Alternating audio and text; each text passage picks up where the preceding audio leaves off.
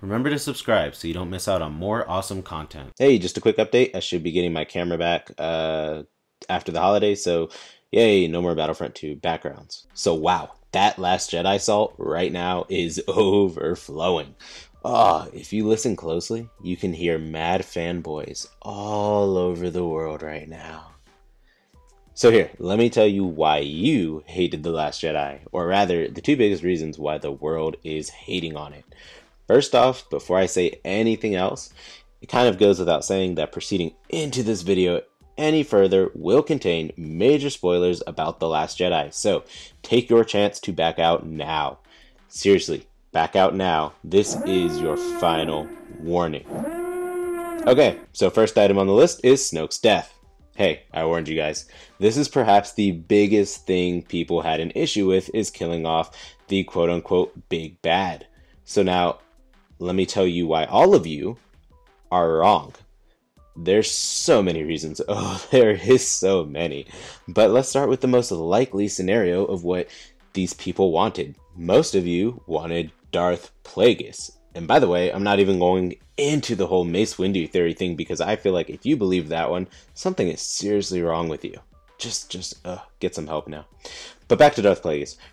Rian Johnson, and actually, yes, from the last video, I did look up how to pronounce his name. It's Ryan, so internet, do not fail me now. Rian Johnson actually addressed this specifically, and his answer made perfect sense. If you made Snoke Plagueis, there would be this awkward silence, to which Rey would have been like, okay, because, newsflash, no one alive knows who the hell Plagueis is. Nobody!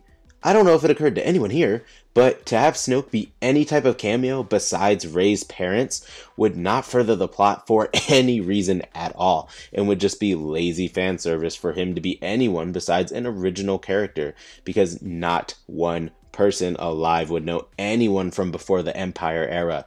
Even if he was Emperor incarnate, the new heroes wouldn't know or care, and it wouldn't mean an ounce of porg to them. So that's the first flaw in the Snoke theories. Secondly, Palpatine was a nobody in the original trilogy, who was there purely for the sole purpose of being Vader's return to the light side. Think about that. That was his sole purpose in the original trilogy, if you actually think about it. Ian McDermott's great acting just kind of stuck with you, just like Boba did. But he had the same importance as Snoke if you think about the original trilogy. The original trilogy was about Luke growing into the Jedi he became, and his quest to turn Vader to the light while aiding the rebellion and victory against the Empire. It's actually good Snoke died a movie early, because, again, all of you people complaining that The Force Awakens was exactly like A New Hope would have gotten an Episode 9 that was exactly like Return of the Jedi if Snoke did not die in this movie. Rey gets tortured, Kylo saves her by killing Snoke, which he did all of that in this one, just one movie earlier, which, again, is a good thing, because now it furthers Kylo's descent into the dark side, lets him be a standalone villain without a leash, which is a lot more than Vader got, to be honest. So, very good.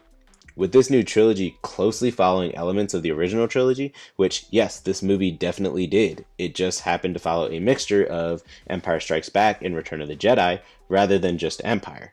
It's no surprise that Snoke is just a sub-character meant to further the plot of the actual main characters being Kylo and Rey. The second thing people are pissed off about is Rey's parentage. Could JJ flip the script and say Kylo was lying? Oh, for sure. It was a perfect time for him to lie anyway, because he was trying to convince her and exploit her emotions on the things she basically has trouble with accepting the most. So definitely there's writing precedence for Kylo to be lying just to turn her to the dark side with him. So for sure that can happen. But to be honest, Daisy Ridley knows who Rey's parents are. She's known since The Force Awakens, and she's even said that they are not important. They only serve the purpose of providing Rey's character and development, which, if you think about Luke and Vader, nothing changed for Luke even after finding out Vader was his father, save for trying to save his soul instead of killing him in Return of the Jedi.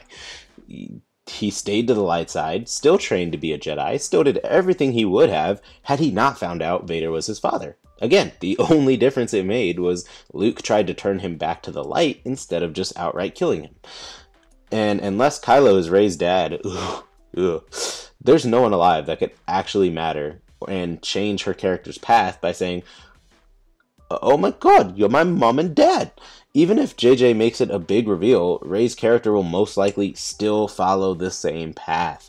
And it also wouldn't make sense for her to be Kylo's sister unless both Han and Leia kept it from her the entire time, even after they met her again as an adult, where there was practically no really good reason to do that anymore. So really, Daisy is right. Her parents served a purpose into developing the kind of person Rey is now, but it doesn't need to be fan service just for the sake of it. Fan service done right will cause extreme character development or story changes, not just an OMG moment for the sake of saying OMG.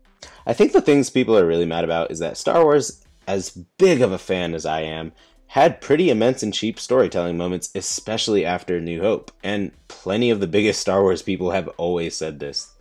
Also, there's that nostalgia effect. As someone who watches the original trilogy at least twice a year, it becomes easy to see some of those cheap moments and some of the flaws, especially in Return of the Jedi and Empire Strikes Back, respectively. Rian Johnson actually did a pretty good job with these two things specifically that people are mad about. And also, I'm just going to throw this one out there. Finn's whole arc was not pointless. I fully disagree with that. It served to further his development into something, someone who isn't just running away, and it served to create a dynamic between him and Rose.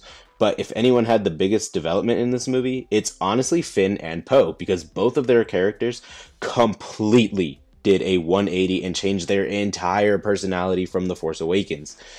Could they have done this arc differently while achieving the same end result? Of course. But to say it was useless because it didn't turn out as a positive just says to me you want a Transformers movie with no type of thought behind it, and you just want some cheesy shock and action moments for the entire film. That's pretty much all I hear. I think Phantom Menace is a better film for you. I've heard that's great. No movie is without its flaws, and The Last Jedi certainly was no exception. But Snoke and Rey's parentage were two of the things Rian did completely right from a storytelling point of view. Just a shame when bad writing is so prevalent in movies nowadays that some good writing is seen as bad to people who are used to the bad writing. Anyway, this is all just my opinion, and feel free to discuss it in the comments, and I will see you guys next time. Bye!